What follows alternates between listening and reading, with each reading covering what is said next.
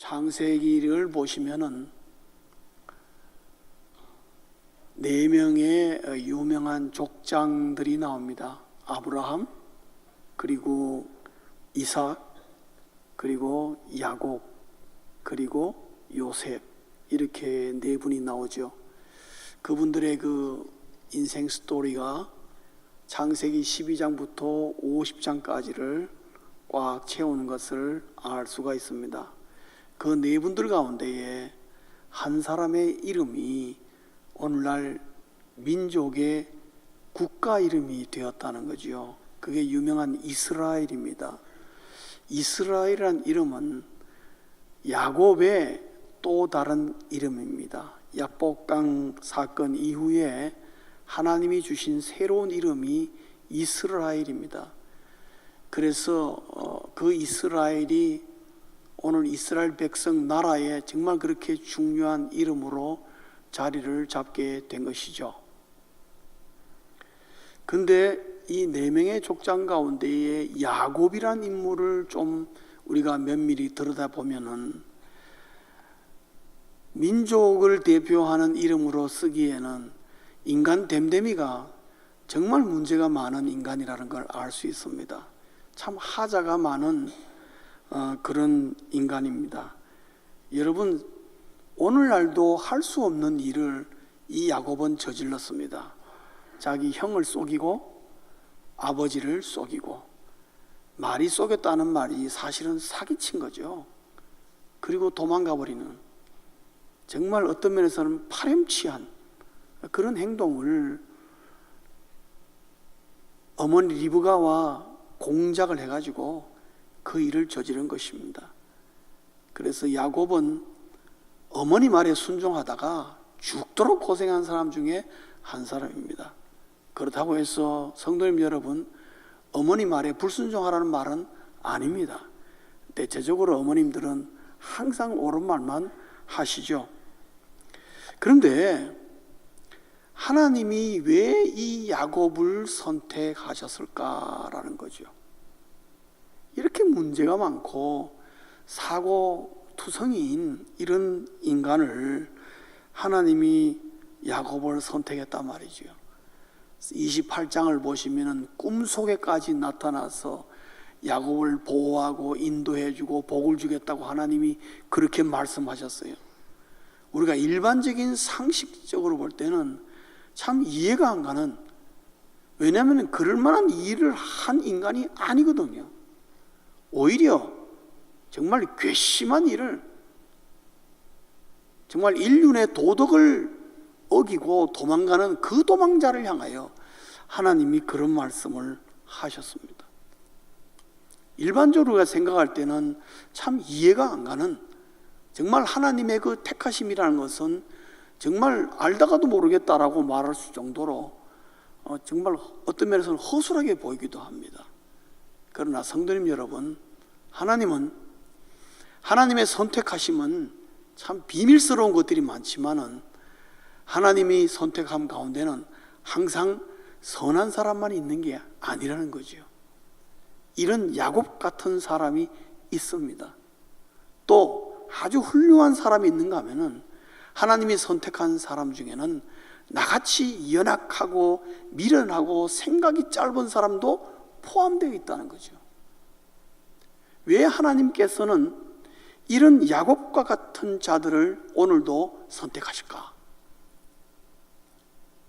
여러 가지 하나님의 이유가 있을 것입니다. 그러나 오늘 야곱의 경우를 예를 들자면은 이 야곱의 모습을 통하여서 하나님은 오늘 우리에게 뭔가 주시고자 하는 메시지가 있다는 거죠.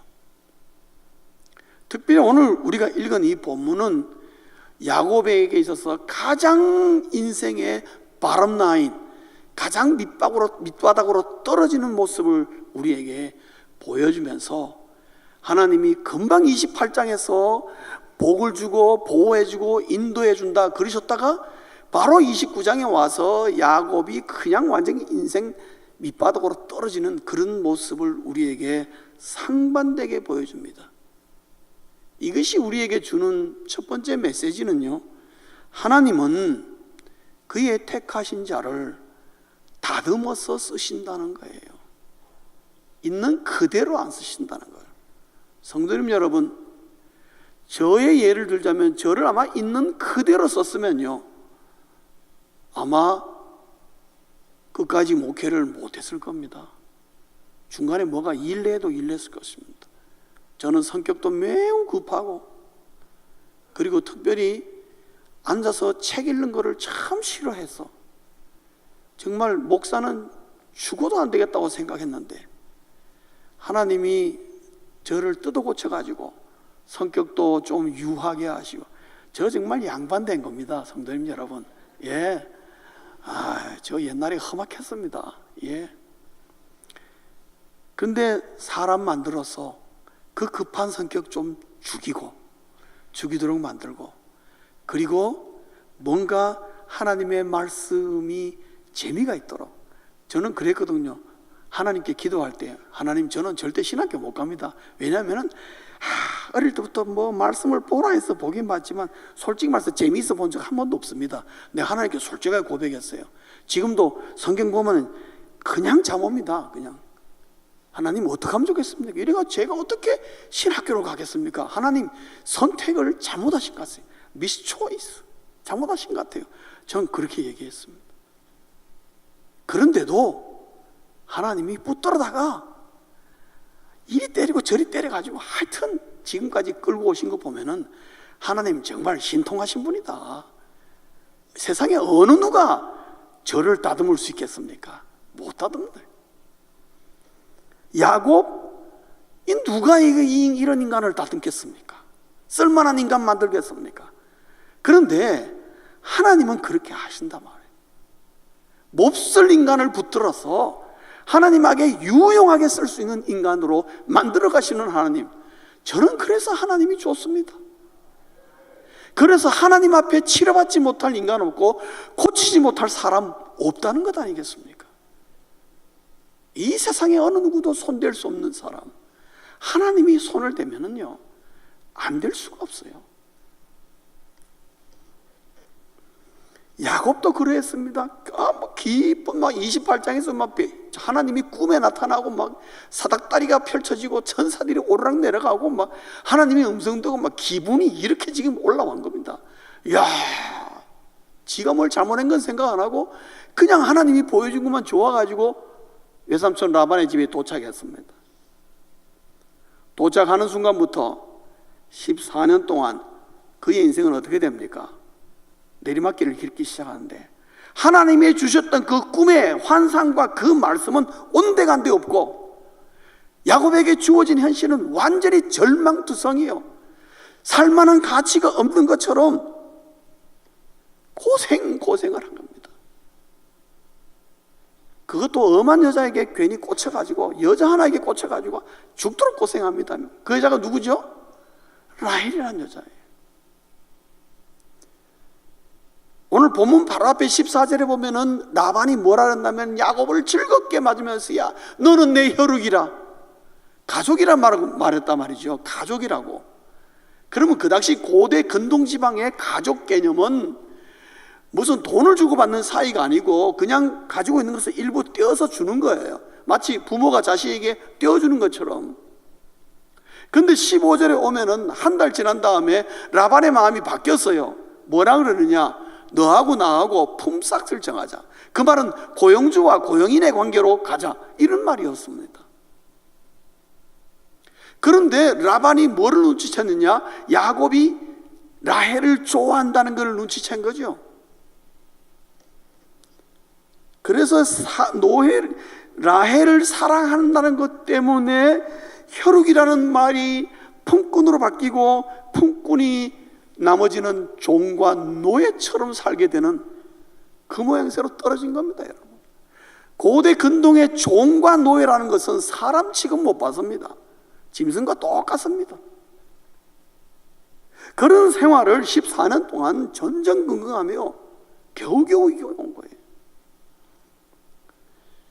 그래서 뛰는 속임수 위에 나는 속임수를 만나가지고 라반이 좀 말이죠, 아내도 바꿔치기 하고요. 그렇죠? 동생 대신에 언니 바꿔치기 하고, 그래가지고 7년만 살면 될 걸 14년 살도록 만들어내고요. 여러분, 뒤에 가면 뭐라 합니까? 야곱이 자기 두 아내를 불러놓고 너희 아버지 외삼촌 라반이 내 품삯을 10번이나 변경했다고. 변경한 게 아니라 사실을 속인 거예요. 속인 거예요. 그러니까 14년 동안 야곱은 라반에게 계속 속임을 당한 거예요. 당하고 당한 거예요. 철저한 속임. 야곱의 그 속임에 대항해요. 하나님은 라반이라는 인간을 통해서 얼마나 속임을 많이 당하고 철저하게 속임으로 말미암아 야곱이라는 인간을 다듬어 가는 거예요. 14년 죽도록 고생했습니다. 근데 그 결과는 뭐냐? 창세기 33, 30절 하반절에 보면은 자기 외삼촌 라반에게 야곱이 호소를 합니다. 삼촌, 내가 14년 동안 여기 죽도록 이랬는데 나는 언제나 내 집을 세우리이까? 그 말은 14년 동안 열심히 일하고 죽도록 고생했지만 자기 집도 하나 못 세웠다, 이 말입니다. 그 말은 뭐냐면은 자기 집안 식구들도 먹여 살리지 못한다, 이 말씀입니다. 빈손이라 이 말입니다.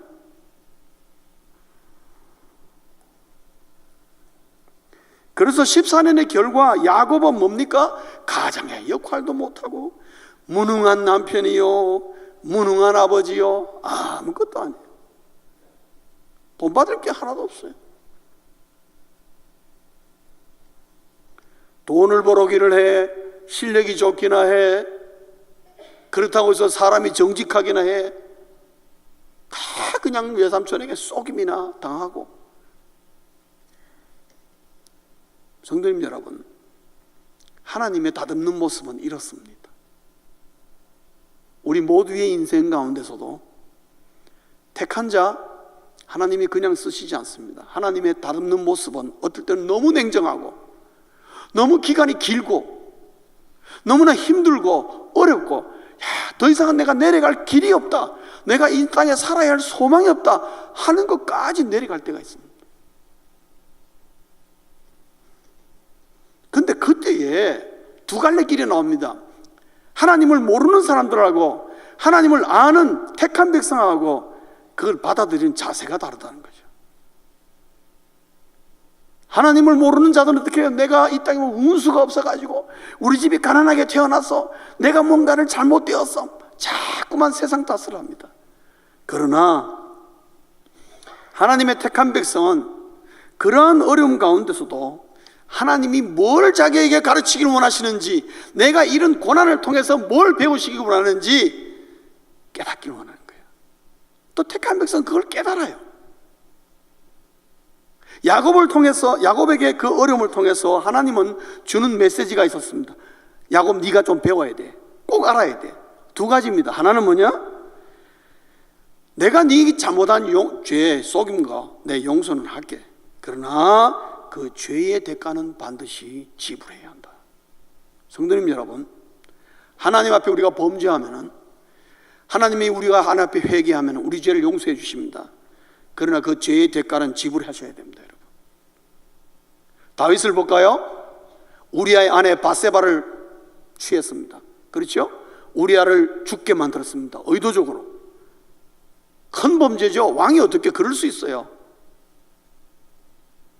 그래서 나중에 나단 선지자의 지적을 받고 다윗이 회개했습니다. 그런데도 다윗과 바세바 사이에 태어난 아이를 하나님이 어떻게 했습니까? 데려가 버렸습니다. 그 다음에 솔로몬이 태어난 거예요. 솔로몬이 첫 아들이 아니에요. 바세바 사이에. 첫 아들을 데려갔습니다. 왜요? 대가예요. 죄의 대가예요. 하나님이 용서 안 한 게 아니라 용서를 했지만은 죄의 대가. 사랑하는 성도님 여러분, 하나님께서 나를 연단하고 나를 다듬어서 내가 힘들고 어렵다고 해서 하나님 앞에 범죄하면 안 된다는 거예요. 그러면 그럴수록 회개는 할 수 있겠지만은 대가 지불하느라고 더 힘들어질 수 있다는 걸 말하고 있습니다. 야곱은 그걸 깨달았어요. 아버지와 형을 속인 것은 네가 하나님을 속인 것이라는 것을 하나님이 14년 동안 라반의 수없는 속임을 통해서 가르쳐 준 거예요. 또 하나 있습니다. 이런 힘든 과정을 통하여서 하나님은 야곱에게 낮아지는 법을 철저하게 배우게 했습니다. 성도님 여러분, 야곱이 그렇게 속임수를 부린 것은 뭐냐 하면은 에서에게 주어지기로 약속된 장자의 기업을 받기 위한 것이었어요. 왜 야곱이 장자의 그 기업, 장자의 복에 그렇게 집착을 했을까요? 그래서 막 팥죽도 해서 속이기도 하고 이렇게 속여. 왜 그걸 그렇게 장자의 복을 갖기를 원했을까요? 그거는 그 시대적인 배경으로 볼 때에 장자에게는 절대적인 권한이 있습니다. 우리 한국도 그런 그 장손에 대한 그게 있지요. 근데 그 당시 교회 고대 근동 지방에서의 그 장자의 힘이라는 것은 말로 표현할 수 없는 겁니다. 절대적입니다. 동생들에 대한 모든 문제를 다 누가 다스리느냐? 큰형이 다스리게, 장자가 다스리게 되어 있습니다. 아버지의 기업도 장자에게 넘어오게 되어 있습니다. 동생들의 여러 가지 가정의 대소사 다 형님에게 허락받아야 됩니다. 그러니까 그 가문의 장자라는 것은 그 가문의 왕과 같은 존재예요. 어디 가서든지 대우를 받게 되어 있습니다. 야곱은 그게 좋았던 거예요. 그러고 싶었던 거예요. 자기가 그럴 깜냥이 되냐 안 되냐 그건 생각 안 해요. 저는 개인적으로 에서가 훨씬 더 남자 같아요. 사나이 중에 사나이, 상남자. 야곱은 어떻게 해요? 엄마 치바복 뒤에 놀아나는 아주 쫌팽이 가운데 한 사람. 하나님이 그 쫌팽이를 들어가지고 인간 만들어가는 거죠. 그래서 그 장자의 그 생각을 아주 그냥 완전히 버리도록 만드는 것입니다. 그래서 하나님께서 뭐를 가르쳐 주느냐? 야, 장자보다도 네가 나에게 하나님 앞에 택함 받았다는 것이 훨씬 중요하다. 두고 봐라. 하나님이 그걸 가르치는 거예요. 그것을 네가 발견하려면 너는 낮아져야 돼. 더 낮아져야 돼. 그렇지 않으면은 너는 언제나 빈손일 거야. 그 말을 하는 겁니다. 사랑하는 성도님 여러분, 하나님 앞에서 다듬어지지 않은 영혼은요, 무엇을 그가 이 땅에서 가졌든지 간에 하나님 보시기에는 빈손입니다. 아무것도 안 가졌어요. 그래서 여러분, 하나님이 나를 다듬는 것에 대해서 두려워하지 마십시오. 주저하지 마십시오. 하나님께서 나의 이런 잘못이지만 이 잘못을 통해서도 하나님이 나를 붙들어 가시고 더듬어 가시는구나. 그렇지 않으면 내가 하나님 앞에 아무리 신앙생활을 오래 한다 할지라도 나는 하나님 앞에 결국 빈손으로 올라가는 존재구나. 우리가 이것을 알아야 됩니다. 그래서 하나님은 언제나 그의 택한 자들을 이런저런 면으로 다 다듬어 가십니다.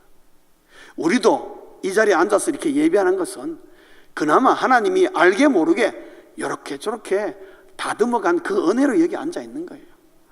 감사하셔야 돼요.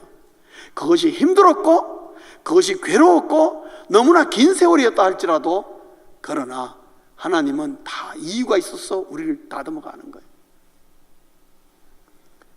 그걸 통해서 하나님 앞에 내가 낮아지고 하나님 앞에 내가 다 엎드릴 줄 아는 그거 하나 배우셨다면요, 여러분은 엄청나게 성장하신 겁니다. 하나님 앞에 엎드릴 줄 아는 거. 성도님들 이거 할 줄 아세요? 무슨 문제든지 하나님 앞에 딱 와서 엎드릴 줄 아는 거 굉장히 중요합니다. 여러분, 하나님께서 야곱을 14년 동안 그걸 가르쳤어요. 바짝 엎드리는 거. 이게 어디서 확실하게 나타나느냐? 여러분 30 뒤에 가면은 에서를 만나는 사건이 나옵니다. 형 에서를 만나는데 에서가 어떻게 해요? 군사 400명을 끌고 오는 겁니다. 왜요? 죽이겠다고. 드디어 내가 원수를 갚게 되는구나. 근데 그때 야곱이 어떡합니까? 바짝 엎드립니다. 바짝 엎드립니다.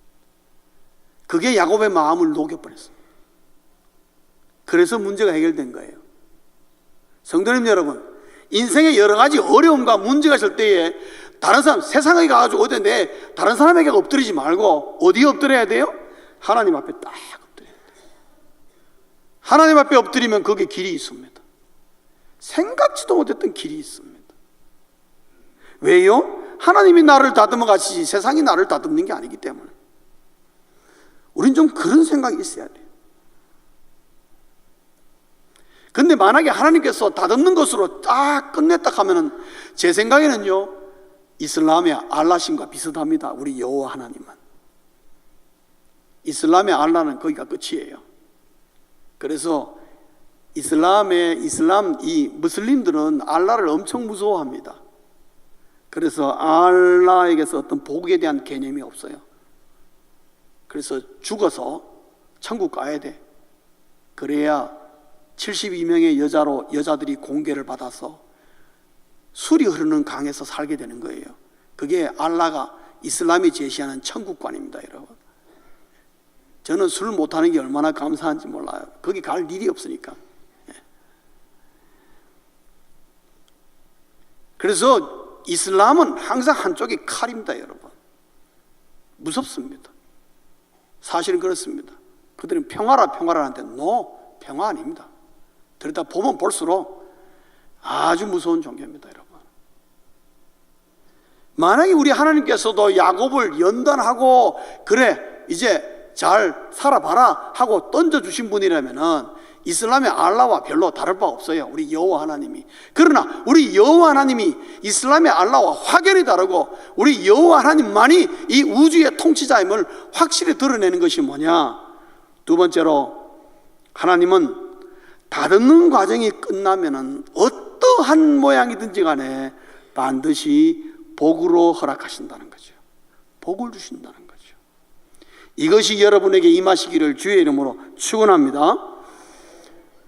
항상 하나님은 어려움과 힘든 과정, 다듬는 과정, 연단의 과정 끝에는 항상 복이 기다리고 있습니다. 여러분 욥기 보셨죠? 욥기 보시면은 38장까지 죽습니다. 욥이 아주 얼마나 괴로운지. 그런데 그 뒤에 41장, 42장에 하나님이 베푸시는 복이 어떻습니까? 이전보다도 어떻게 해요? 배나 더 복을. 하나님 손은 그렇습니다. 하나님 손이 큽니다. 째째하지 않다는 걸 아셔야 돼요. 후합니다.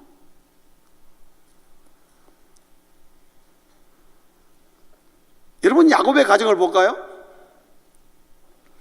14년의 그 어려운 과정을 통해서 본의 아니게 아내가 4명이 됐습니다. 원래 라헬만을 원했는데 라반이 속여가지고 레아를 보냈죠. 레아를 보내면서 어떻게 해요? 몸종도 하나 딸려 보냈어요. 그 둘이 생겼습니다. 그러고 난 다음에 이제 라헬을 또 얻었죠. 라헬을 얻고 난 다음에 또 몸종이 하나 따라왔어요. 그래서 결국은 4명이 된 겁니다. 그 야곱이 원한 건 아니었어요. 근데 참 희한하게 여러분 29장 뒤로 보시면요, 이 4명의 아내가 무슨 일을 벌이는가 하면은 자식 낳기 경쟁을 벌입니다. 자식 낳기 시합을 해요. 그래서 한 명이 나오면 어떻게 해요? 나도 낳아야 되는데 해가지고 어쩐지 야곱을 꼬드겨가지고 또 한 놓고 또 놓고 또 놓고 또 놓고 해가지고, 그래서 아이를 못 낳는 라헬이 얼마나 속상했습니까? 시기하고 질투하고. 그래서 겨우겨우 요셉과 베냐민을 얻게 되는 거죠. 에스카기도 베냐민 다 죽었습니다만은 막 자식 경쟁을 한 거예요. 그러다 몇 명이 나왔죠? 그러다 12명이 나온 거예요. 12명이. 오늘 우리 30, 40대 엄마들이 들으면 아마 기절할 12명? 내가 무슨 재주로 애들을 키우냐? 12명을 낳았어요. 근데 이게 왜 하나님의 놀라운 복이냐? 고대 근동에 있어서 복을 평가할 때에 저 집안이 참 복받은 집이다 할 때에 제1로 평가하는 게 뭐냐? 자식이 몇 명이냐 하는 거예요. 그러면 자식이 많으면은 와, 복받은 집안이다. 왜요? 자식이 많으면 많을수록 그게 그 집안의 힘이 되고 그것이 군사력이 되기 때문에 그렇습니다. 그리고 자식이 많으면은 뭐예요? 가꿀 땅이 넓어지고 가축도 많아지고 자질로 막 많아지게 돼 있어요. 왜? 살규자가 움직이니까. 그리고 빼서 올 수도 있고. 그래서 여러분 에서만 해도 벌써요 가솔이 400이에요. 400. 물론 그 가운데 용병들도 있겠죠. 아브라함이 롯을 구하러 갈 때에 용병들 318명이었어요. 군사들이었어요. 물론 아브라함은 돈 주고 샀겠죠. 어쨌든 간에 그렇게 자식이 중요한 거예요. 그럼 자식이 12명이니까 어때요? 어디 가서든 겁이 안 나는 거예요. 그 당시는 언제 누구에게 적이 쳐들어올지 모르기 때문에. 그래서 여러분 창세기 34장에 보면은 이 야곱의 가정이 세겜에 갑니다. 그 세겜 추장의 아들이 누구를 강간했습니까? 야곱의 딸인 디나를 강간했습니다. 그래서 그 자식들이 어떻게 합니까? 야곱의 아들들이 어떻게 해요? 다 결혼시켜 줄 것처럼 얘기해서 할례를 딱 하게 해놓고 이들이 전부 다 칼 들고 가서 어떻게 해요? 완전히 멸절시킵니다. 그게 가족의 힘입니다. 그게 물론 그 잘했다는 건 아니에요. 잘못했지만은 그 당시 그렇게 했다는 거죠. 그렇지 않으면 생존을 못하는 거예요. 그러니까 자식이 많은 것은 굉장히 함부로 건드릴 수 없는 세력으로 성장한다는 거죠. 그러니까 라반도 사실은 은근히 무서워하게 된 거예요. 왜? 자식이 많아지니까 겁을 내는 것입니다. 또 하나는 말이죠, 사실 하란에 야곱이 몇 년 있었냐면 20년 있었습니다. 그 14년 동안 막 죽자 고생한 거죠. 근데 나머지 6년 동안은 이렇게 6년, 나머지 6년 동안은 어떻게 해요? 하나님이 복을 주기 시작하는데 정신없이 복을 주신 거예요. 14년의 그 고생을 완전히 뛰어넘는 복을 주셨어요. 물질의 복을 주셨어요. 창세기 30장 43절에 보면은 매우 번창하여 양떼와 노비와 낙타와 나귀가 많았더라. 그 앞에만 와도 야곱이 라반에게 무슨 하소연합니까? 언제 나 아직 빈손이라고, 언제 내 집을 세우랴 그랬는데 조금 지나자마자 매우 번창하여 양떼와 노비와 낙타와 나귀가 많았더라. 물론 성경 아시는 분은 그 사이에 야곱이 또 꼼수를 부려가지고 라반과의 약속을 어떻게 했습니까? 라반이 뭐라 그랬죠? 얼룩양이 나오면은 다 네가 가져라 그랬습니다. 그 야곱이 어떻게 합니까? 양들이 먹는 우물가에다가 가지를 딱 쳐서 건강하고 좋은 양이 오면 어떻게 해요?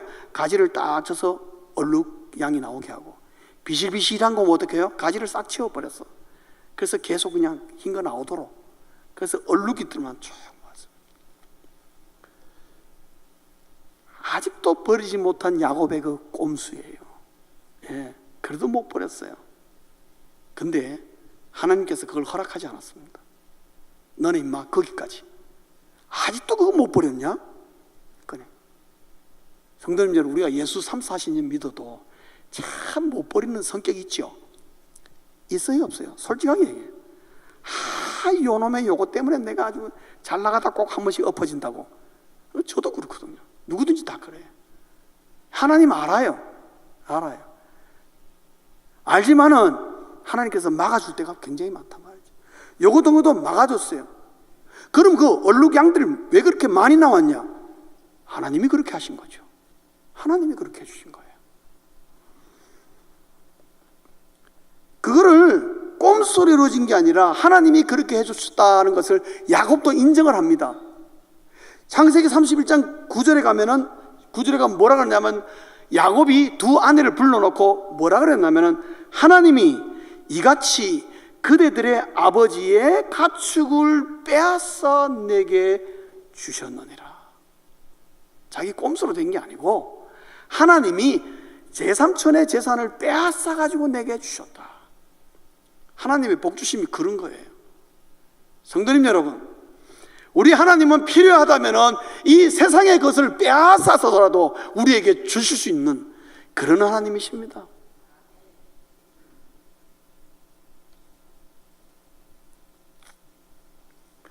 그래서 하나님께서 야곱에게 그 당시 고대 근동의 복의 평가 두 가지, 하나는 가축, 하나는 자녀들, 이 두 가지를 그 나머지 6년 동안에 완성시키는 것을 볼 수가 있습니다. 그리고 20년 만에 떠나올 수 있도록. 그래서 야곱은 빈손으로 라반의 집에 가서 정말 14년 동안 빈손으로 끝날 뻔했는데 하나님께서 나머지 6년 동안에 복을 부어주셔서 온 가정이 다 빠져나올 수 있는. 근데 그것도 또 도망갔어요. 야반도주했다고. 야곱이 그냥 가면 되는데 야반도주했어요. 그러니까 하나님이 그것도 어떻게 해요? 막아주셨어요. 예, 뒤에 막 데리고 막 쫓아오는 라반을 딱 가로막아서 하나님이 못 건드리도록 하셨어요. 안 그랬으면은 야곱은 도망자로 시작해서 도망자로 계속 평생 도망자로 살게 됐어요. 그럴 뻔했어요. 근데 하나님께서 다 막아주셨어요. 하나님의 보호와 하나님의 인도를 받았어요. 그래서 궁극적으로 야곱의 꿈을 꿨던 그 베델의 약속이 그대로 이루어지도록 20년 만에 완성시켜 주신 것을 볼 수가 있습니다.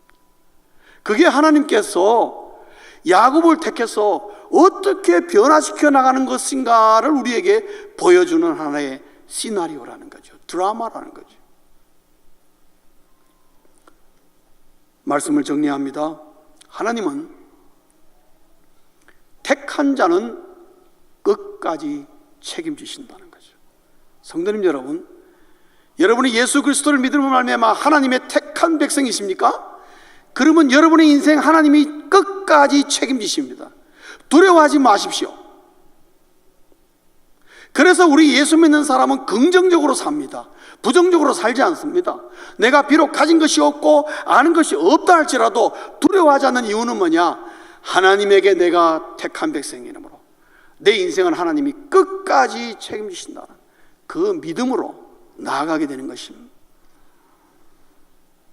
하나님은 택한 자를 포기하시는 법도 없고 버리시는 법도 없습니다. 하나님은 이 세상은 여러분들을 버려도 하나님은 절대로 여러분을 버리지 않고 여러분을 포기하지 않고 내 실수와 내 허물이 어떠하든지 간에 하나님이 때로는 때리고 고쳐서라도 끝까지 끌고 가시는 그 하나님의 지극한 사랑이 거기에 담겨 있습니다. 그러므로 하란에서의 14년은 야곱에게 결코 낭비된 세월이 아니라 오히려 나머지 6년을 위한 준비하는 예비된 그릇을 키우는 그 시간이었다는 것을 우리가 알 수가 있습니다. 하나님이 하시는 것은 꼭 이런 식으로 하신다는 거죠. 우리 영동중앙교회 금년에 50년입니까? 49년 됐습니까? 50년째 되는 겁니까? 예, 뭐 그렇다 합시다. 49년이나 50년이나. 제가 들어보니까 그동안 여러분들 신앙생활 편안하게 하셨어요. 진짜 제가 LA에서 고생한 게 비하면 껌값이에요. 여러분 너무너무 편안했어요. 그런데 하나님은 교회가 너무 편안하면은 교인들이 뒤로 꼬백한다는 거 아세요? 미끄러진다는 거 알아요? 시편 74편에 나와 있는 것처럼 미끄러진다고. 그러니까 하나님께 미끄러지니까 어떻게 해요? 딱 때려가지고 정신 번쩍 들더라서 쭉 올라오도록 만든 거예요. 그게 여러분 지난 세월 동안에 하란에서의 14년이었습니다. 이제 남은 건 뭐예요? 나머지 6년이죠. 나머지 6년이네요. 그게 우리의 소망인 것입니다, 여러분. 예. 그러니까 여러분이 걱정하지 말아요. 하나님이 걱정할 걸 여러분들이 걱정하면 안 됩니다, 여러분. 예. 왜 쓸데없는 걱정하십니까? 교회도 마찬가지입니다. 저도 목회해 보면은 업, 다운이 있습니다. 근데 업, 다운이 별로 없는 교회가 한번 다운 시기만요, 막 와장창 하고 넘어가는 거예요. 그냥 전부 다 그냥 머리가 땅으로 박히는 겁니다. 좋은 경험하셨어요. 예. 그 하나님이 그렇게 우리 영동중앙교를 다듬어 가시는 거예요. 왜요? 복 주시려고. 그릇 제대로 그릇이 엎어지지 않고 똑바로 있어야 하나님이 부어도 잘 받지요. 저는 그렇게 믿습니다, 여러분. 그렇게 안 믿는 분은 어쩔 수 없죠. 뭐 제가 할 수 없죠. 우리 다 그렇게 믿으십시다. 하나님께서 이 영동중앙교회에 남은 것은 나머지 6년이다, 6년. 우리 이거 보고 담대하게 나가자. 뭐 그런 게 있어야 돼요. 하나님이 우리를 택했다고 확신하십니까? 그렇다면 하나님이 책임지십니다. 이 믿음 붙잡고 염려하지 마시고 찬송함으로 담대하게 나아가시는 저와 여러분 되시길 주의 이름으로 축원합니다. 기도하겠습니다.